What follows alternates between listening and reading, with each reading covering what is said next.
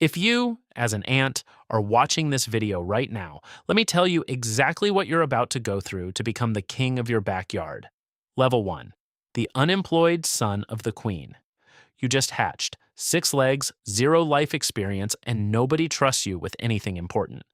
Your only job is carrying crumbs back to the colony, and you're bad at it. You dropped a piece of bread on your very first shift. You got benched for the rest of the day. Embarrassing. Level 2. The scout.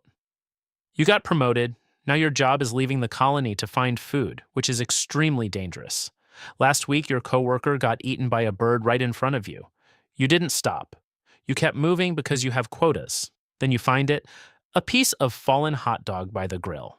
This is your big break. You sprint home with the news. Level 3. Head of the hot dog recovery unit. You got noticed. The queen personally acknowledged your discovery.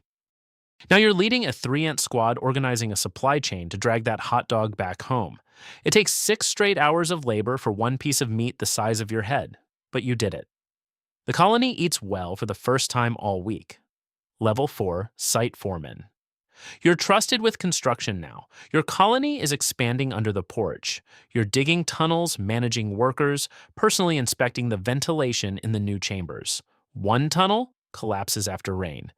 You don't panic, you just build it again. No union, no weekends, just endless infrastructure projects. Level 5, Conqueror of the Sugar Jar. Scouts report an open sugar container on the kitchen counter through a gap in the window screen. This is the holy grail. You personally lead a 20-ant strike force inside. The operation takes 3 days.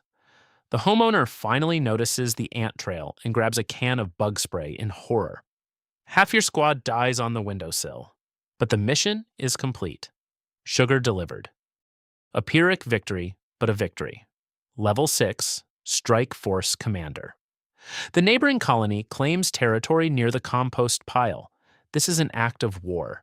You lead hundreds of soldiers into a battle that, in human time, lasts a single afternoon, but feels like a medieval siege. Mandibles, venom, encirclement tactics. You personally bite the head off the enemy general. By nightfall, the compost pile is yours. The homeowners have no idea a full-scale war with thousands of casualties just happened under their feet. Level 7, Head of Colony Logistics. The colony now has 50,000 members. You're running an entire supply network.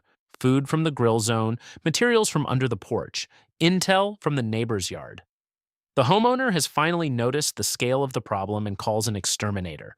You hear the word exterminator through the walls of the nest, which technically you shouldn't understand, but the writer gave you that ability for dramatic effect. Level 8. Survivor of the chemical attack. The exterminator scatters poison granules across the entire perimeter of the yard. Half your colony dies overnight. It's the worst disaster in colony history. But the queen survives.